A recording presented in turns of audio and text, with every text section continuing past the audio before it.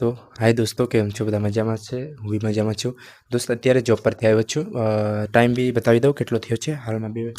અત્યારે લગભગ 12:30 થવા આવ્યા છે. તમે જોઈ શકો છો. જો તમને સારી રીતના જોખાય તો કેમ કે કેમેરો પાછળનો કરીને વિડીયો અપલોડ કરું છું, વિડીયો બનાવી રહ્યો છું.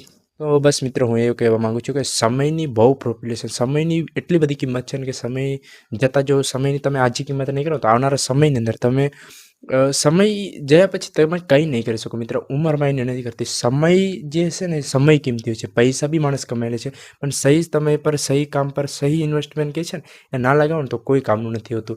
કેમ કે આપણે કહે છે ને, પેલું નાનું ઝાડ હોય ત્યારે જ તમે એને નાનું વૃક્ષ હોય એને બીજથી જ પ્રક્રિયા સારી રીતના એની પ્રોસેસ કરી તો એ મોટું થઈને વિશાળ બનવાની પૂરેપૂરી શક્યતા અને સમસ્યા બી આવશે, પણ શક્યતા રહેશે કે આગળ પરિપક્વ થઈ અને મોટું થઈ શકે. એવી જ રીતના આજના આ ટાઈમને સહી ઉપયોગ અને સહી જગા પર તમે ટાઈમ ના કરશો, ના લગાવશો તો આવનારા સમયની અંદર તમને એ સિચ્યુએશન જોવા મળશે જેની તમે કલ્પના બી ના કરી શકો છો.